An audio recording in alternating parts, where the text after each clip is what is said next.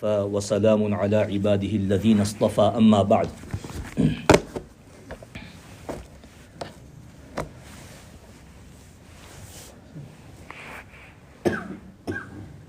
We commenced a rather challenging and, even if we use the word difficult topic, then we won't be incorrect, because there are so many dimensions to this topic, to this subject. And sometimes it's very difficult to cover everything. Just want to see if this is on. Yeah. Right, I think this is on. The conclusion so far is that the Quran verse central to everything what we've been discussing for the last 2 days was Ash-Shamsu wal-Qamaru bi-Husban. You should at least be hafiz of this one ayah so far. That the sun, the moon, they are subject to calculations, and the calculations are literally precise. No one can challenge that. No one can argue with that. And the evidence is right in front of us. Before we move on, it's very important that we appreciate this from a different angle, that these, what we call celestial objects are those objects which are outside the Earth's atmosphere, like the sun, the moon, the stars. We call them celestial objects. They are actually there to serve man. If we look at the ayat of the Quran, the verses of the Quran, in many places, Allah subhanahu wa ta'ala, He, for example, says that وَسَخَّرَ لَكُمُ الْفُلْكَ لِتَجْرِيَ فِي الْبَحْرِ بِأَمْرِ وَسَخَّرَ لَكُمُ الْأَنْهَارِ, and then He says وَسَخَّرَ لَكُمُ الشَّمْسَ وَالْقَمَرَ دَائِبَيْنِ وَسَخَّرَ لَكُمُ اللَّيْلَ وَالنَّهَارِ. The word sakhara is key here, which means to make something subservient, to make something submissive, to make something manageable. So Allah says in the Quran, fulk, that the ships which you see sailing in the sea, bi amrihi, with the command of Allah subhanahu wa ta'ala, it is Allah who has made them subservient to you. And wasakhara lakumul anhar, the rivers, He has also made them subservient to you, the sun and the moon. And amazingly, if we look at this Quran verse, da'ibain is the hal of Shams and Qamar, that we have made the sun and moon subservient to you in a manner where they are pursuing their respective courses. And we've discussed this 2 days ago, the course of the sun, the course of the moon, and how precise it is, because this is the system of Allah subhanahu wa ta'ala. It's a system which is precise, delicate, fine, and predictable. And then if we look at other Quran verses as well, for example, أَلَمْ تَرَوْا أَنَّ اللَّهَ سَخَّرَ لَكُمْ مَا فِي السَّمَاوَاتِ وَمَا فِي الْأَرْضِ, that Allah has made subservient for you everything which is in the heavens and in the earth. So all these things are there for the benefit of man. Why? Because man is the deputy of Allah subhanahu wa ta'ala. Allah has placed us on earth as His deputy. He's not just placed us on earth as a mere human being. Allah Himself, He says in the Quran that وَإِذْ قَالَ رَبُّكَ لِلْمَلَائِكَ إِنِّي جَاعِلٌ فِي الْأَرْضِ خَلِيفَةً. When Allah decided to create man, He told the angels about His intention. And He said that إِنِّي جَاعِلٌ فِي الْأَرْضِ خَلِيفَةً. Allah used the word khalifa, that I am going to place my deputy on earth. And then the story continues. The angels, they objected to this, and they said, how can you place someone on earth who is going to cause corruption and mischief, etc. And then if we look at other Quran verses, for example, وَهُوَ الَّذِي جَعَلَكُمْ خَلَائِفَ الْأَرْضِ. Another verse, ثُمَّ جَعَلْنَاكُمْ خَلَائِفَ فِي الْأَرْضِ. So from these verses we understand that we are the deputy of Allah subhanahu wa ta'ala. We are here to serve Allah subhanahu wa ta'ala in every sense. We follow His commandments. We spread His message, His deen throughout the people on earth. That's what our real duty is. Everything else is secondary. Eating, sleeping, earning money, everything else is, earning a livelihood is secondary. The primary objective of man is that we are the deputy of Allah subhanahu wa ta'ala. What Allah wishes, that's what we need to carry out as His deputy. And Allah has not just left His deputy in the dark, in the cold. No, everything from the heavens to the earth and whatever is inside it, the sun, the moon, the day, the night, Allah has made it subservient for us. And if we look at just another Quran verse to give you an idea, where Allah, when we learn that وَسَخَّرَ لَكُمُ اللَّيْلَ وَالنَّهَارَ, Allah has made the night and day subservient for you, submissive to you. How? لِتَسْكُنُوا فِيهِ وَلِتَبْتَغُوا مِنْ فَضْلِهِ وَلَعَلَّكُمْ تَشْكُرُونَ. That, what is the night there for? لِتَسْكُنُوا فِيهِ, so that you have a rest, you go to sleep. That's what night is there for. I think nowadays night has become time for social media. People don't go to sleep till 2 a.m. and 3 a.m. and then you wake up in the morning with a headache. Because you don't go to sleep on time. Because you don't go to sleep on time, you can't wake up for Fajr Salah. You can't get up on time in the morning. And لِتَبْتَغُوا مِنْ فَضْلِ. What's the day there for? Nahar.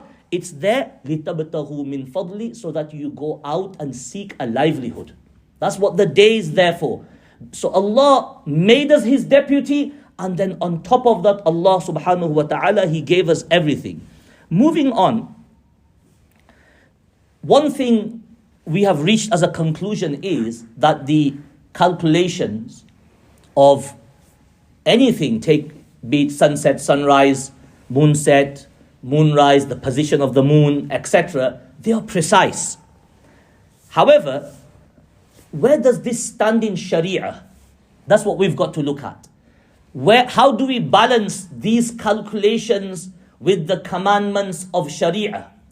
How do we balance this? The simple short answer is that hadith which I mentioned 2 days ago, that sumu li ru'yatihi wa aftiru li ru'yatihi fa in ghumma alaykum fa akmilu al-adad. And in some ahadith, فَأَكْمِلُ الْعَدَدَ ثَلَاثِينَ أو كما قال عليه الصلاة والسلام. In Sharia, how do we start the moon? The hadith is very clear. If you sight the moon, next day will be the first. If you sight the moon, next day will be the first. To the extent that if some people, they come to the relevant judicial authority and they claim that we have seen the moon. We have seen the moon. And the relevant fiqh is there, meaning the relevant fiqh aspects are satisfied, i.e. the number of witnesses, etc. So even if the calculations might say something else, if the judge, the judicial authority, announce that tomorrow is the first based on their testimony which meets our fiqh criteria, then tomorrow will be the first. And the calculations will be discarded. The calculations will be discarded. I'm trying to highlight to you where calculations stand with Sharia. We've got Mufti Javed Sahib here today, so if there's anything to add, inshallah, he will add to it. So you're going to now ask, what's the point of calculations then? All this we've been hearing for the last 2 days, ash-shamsu wal-qamaru bi-husban, calculations are precise. From there we learn the exact position of the moon, we learn about visibility, we learn about everything. So what's the point of calculations? Well, the benefit of calculations is that the relevant judicial authority, if they wish, and they should do this, they should use calculations to refute false sighting claims. So we already have the data in front of us. That, for example, on this particular day, in the evening, after sunset, it's impossible to sight the moon. It's impossible. If people come and make a claim, then the relevant judicial authority will challenge them. And they will take them to task and they will severely interrogate them. And if that judicial authority wishes, it will be their decision at the end of the day. if the witnesses can't answer the questions, sometimes you could ask questions like, okay, give me where was the moon? Where did you sight it? What was the shape of the moon? Usually people get this wrong. Those who claim sighting and it's a false sighting, they usually get the position or the shape of the crescent wrong. So then the judicial authority can reject their testimony. So calculations are there to refute false sightings. This is a very important point to understand. Something else on the side. You might think, why would somebody make a claim of a false sighting? Can anybody give me an answer to that? Why would somebody make a false claim that I have seen the moon or we have seen the moon? Nowadays, the false claimants, they have 2-3 people with them now. When they've realized that one is not going to be enough, they try to grab 2 more people. So why would somebody make a false claim that I have sighted the moon and everybody should be doing Ramadan tomorrow or everybody should be doing Eid tomorrow? Can anybody tell me?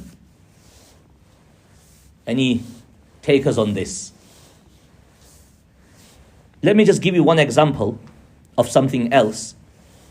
With regards to the ahadith of Rasulullah sallallahu alaihi wasallam, over time there have been many fabricators. People who would invent a hadith, something which the Prophet sallallahu alaihi wasallam did not say, they would invent it. And to the extent, this industry became so big that there's actually books written on ahadith which have been fabricated, and the names of fabricators and how to spot ahadith which are fabricated. So the same question applies there. Why would somebody fabricate a hadith? Such a great sin. Such a great sin. Rasulullah sallallahu alaihi wasallam, he says that فَلْيَتَبَوَّأْ مَقْعَدَهُ مِنَ النَّارِ.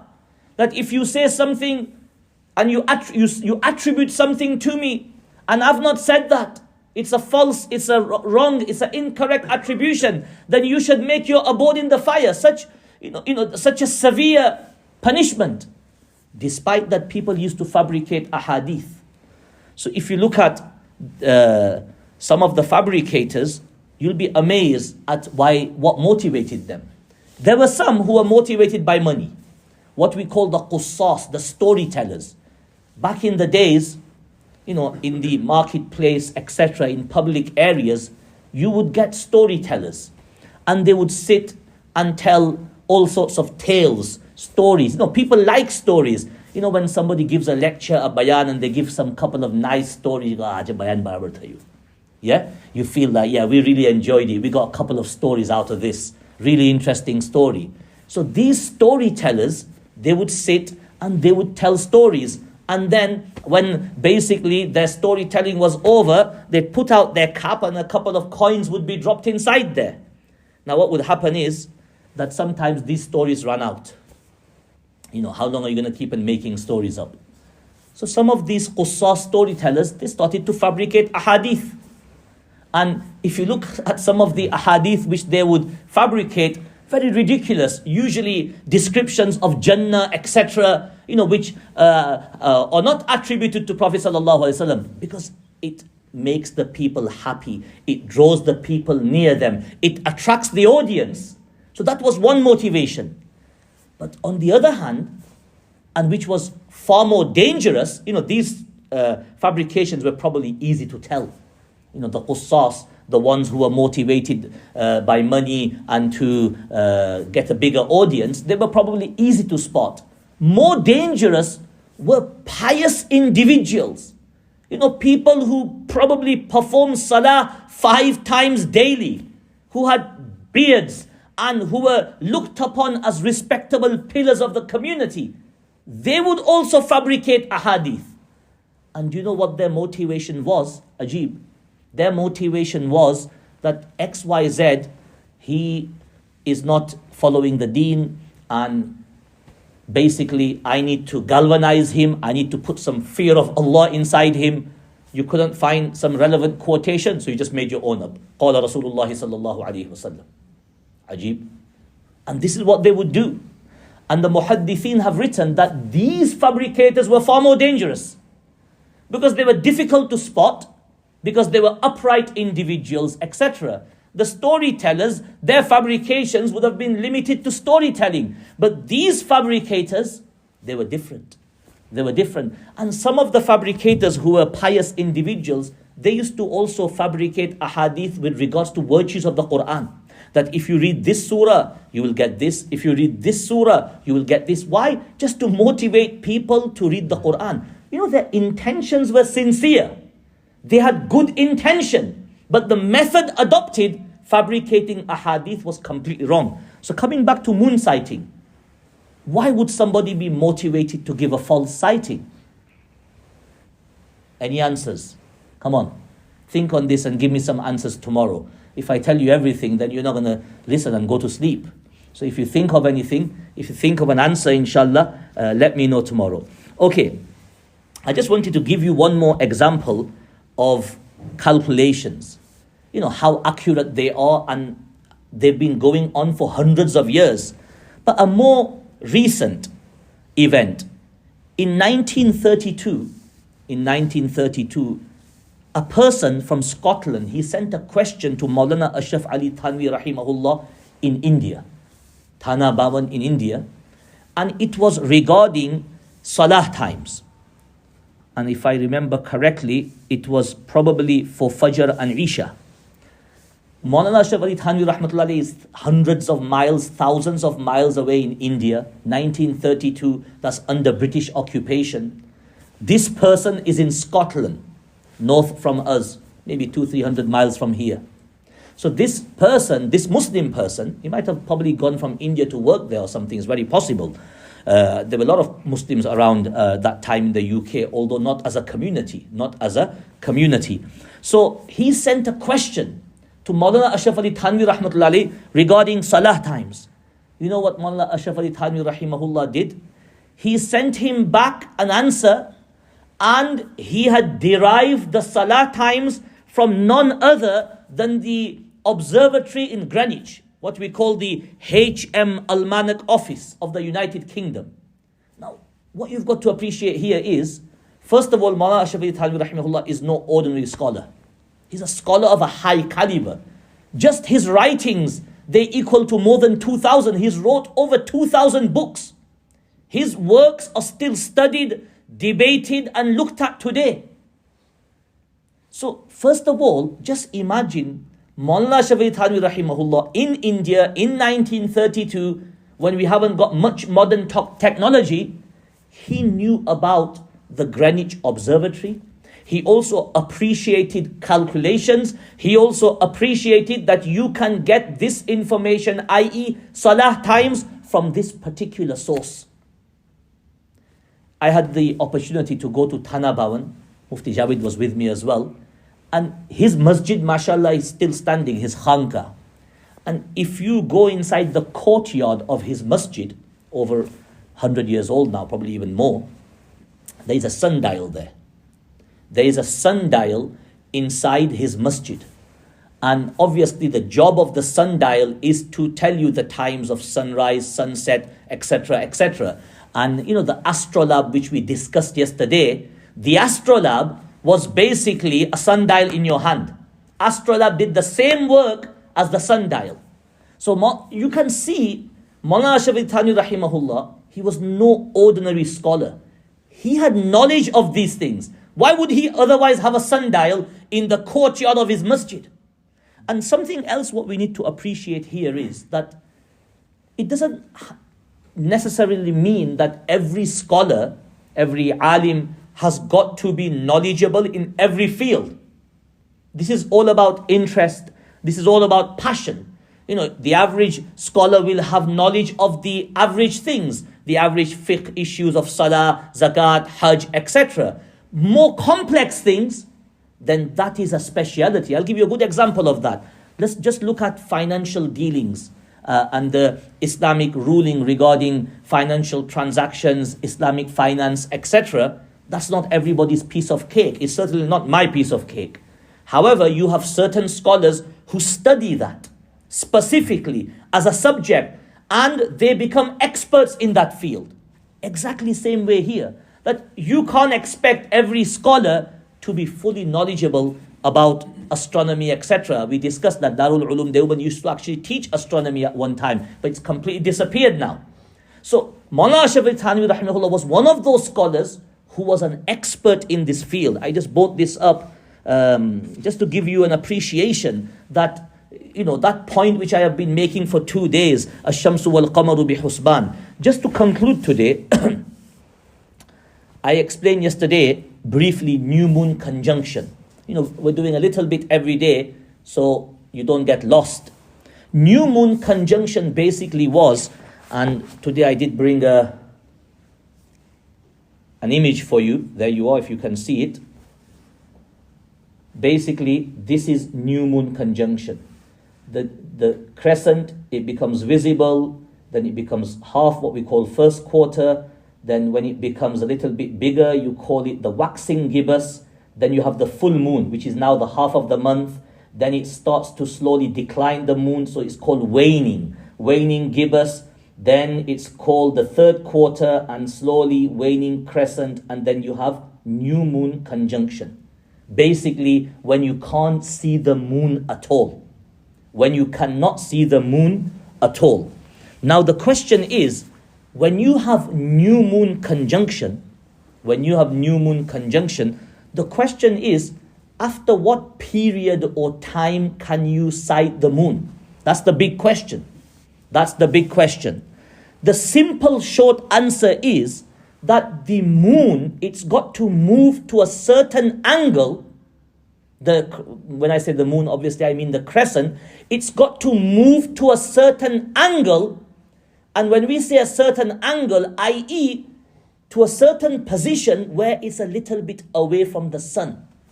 The reason you can't see the crescent when at new moon conjunction, etc., and even immediately after it, is the glare of the sun.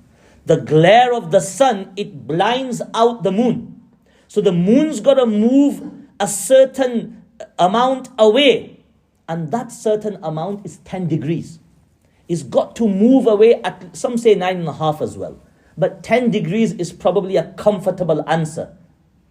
That without much difficulty, you should be able to sight it. So if it moves away in its orbit 10 degrees, and on top of that, it's got to stay on the horizon for a certain amount of minutes. Some say 40, some say 45 minutes, etc. So it's got to stay on the horizon for some time.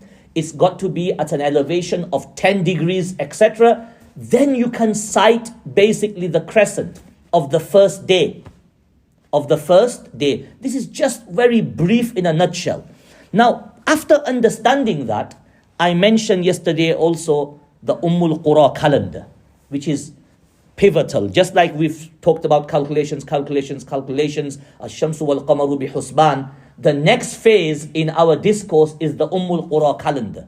So Ummul Qura calendar, it came into existence around 1972-73. Some say, I mentioned this yesterday, I should have actually added to that, so I will correct myself, that some say it's only for civil use, that it's there inside Saudi Arabia for them to use in offices, workplaces, etc. For them to, have a date. So if they were planning an event 3 months in advance, they would have an Islamic date, 3 months in advance by using this pre-prepared calendar. However, there are many others who state it's not just there for civil use. Rather, the objective of the Ummul Qura calendar was to have a unified stance across the entire Islamic world. What do we mean by that?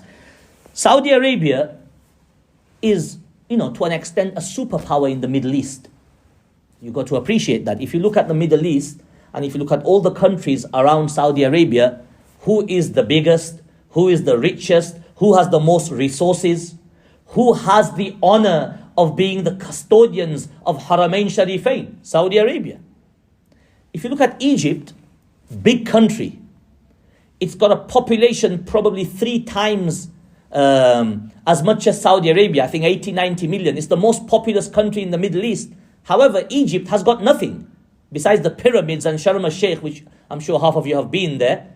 Besides that, they've got nothing. They've got no real resources, etc. Egypt has to depend on superpowers like Saudi Arabia to give them subsidized oil, etc. So Saudi Arabia is a regional superpower. And when you are a regional superpower, or trying to be a regional superpower, you need to somehow exert your authority. So let's make this a starting point.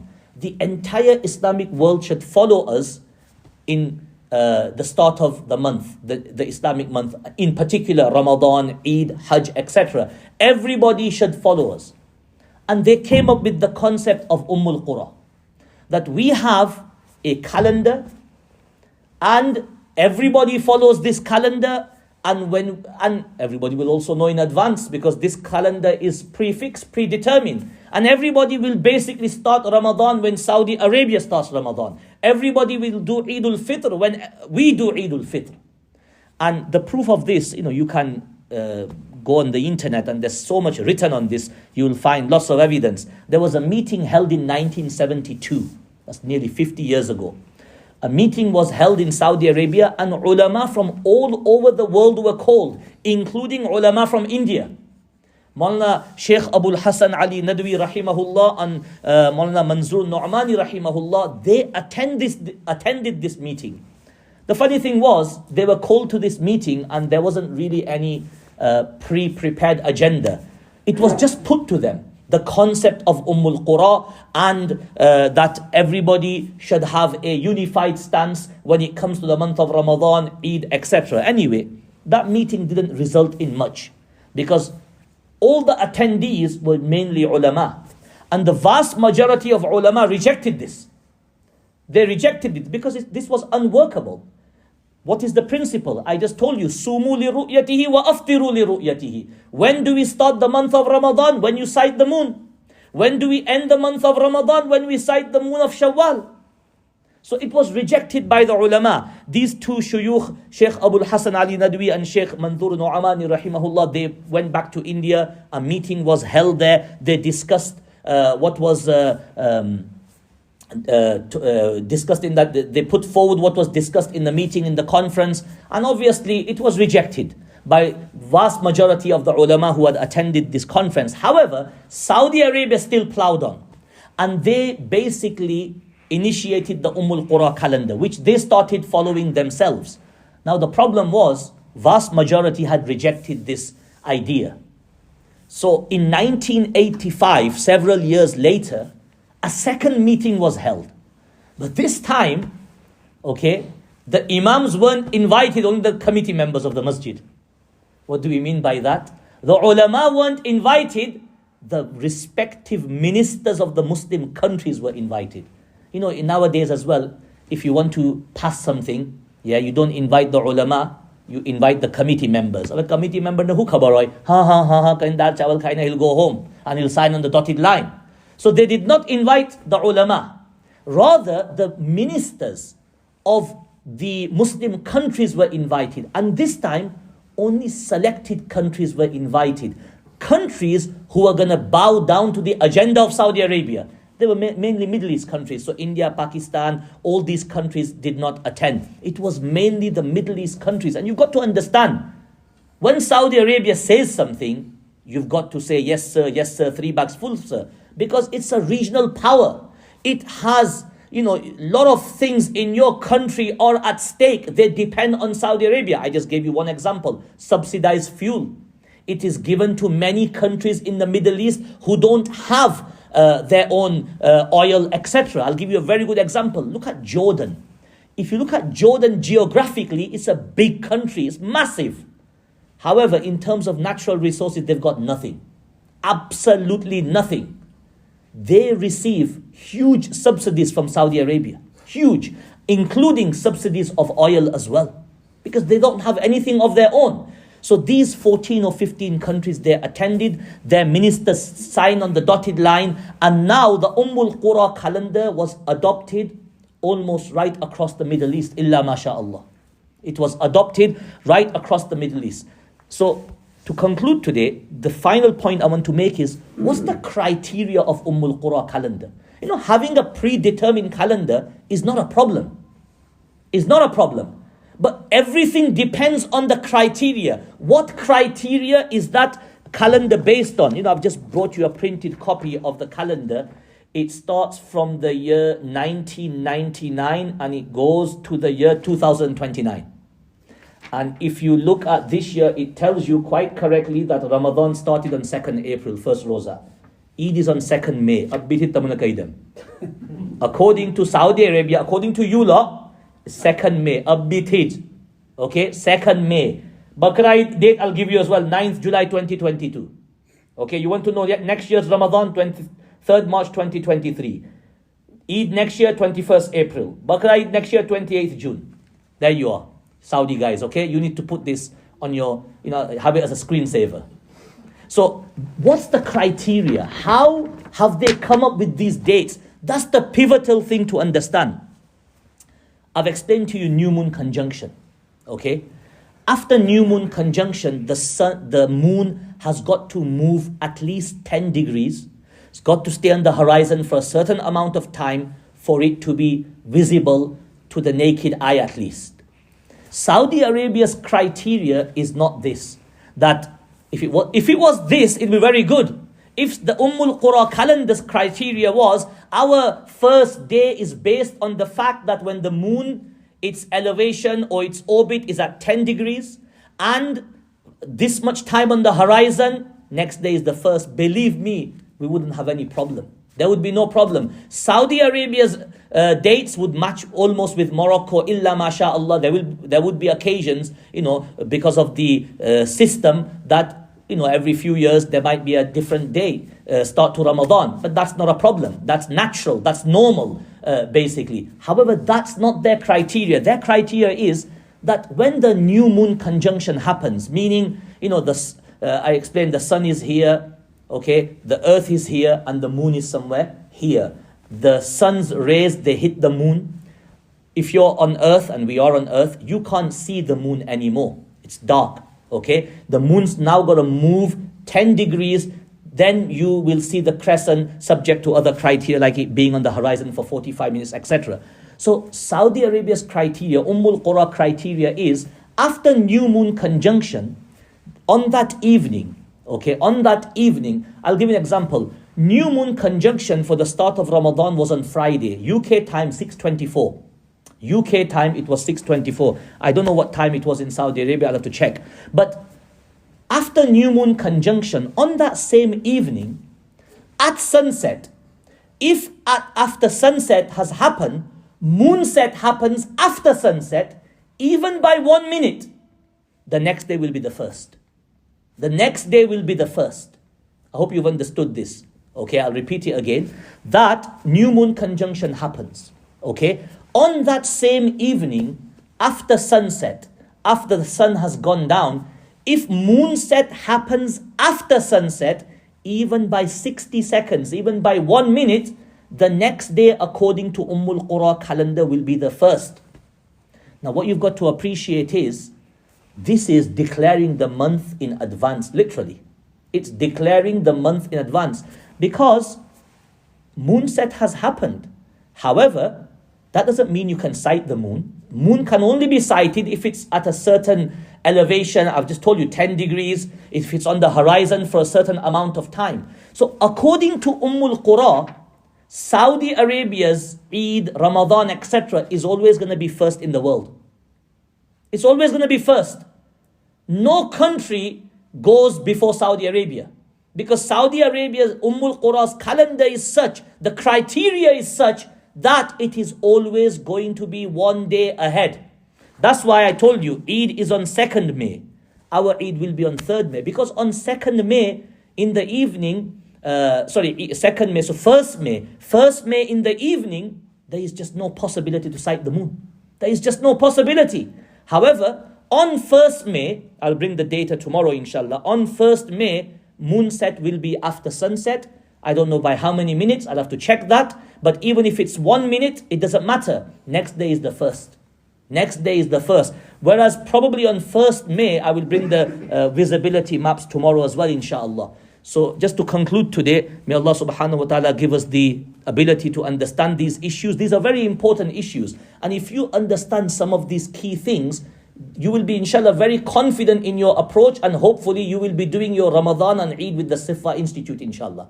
Jazakallah. Subhanakallahumma wa bihamdik. Ashhadu an la ilaha illa anta astaghfiruka wa atubu ilayk.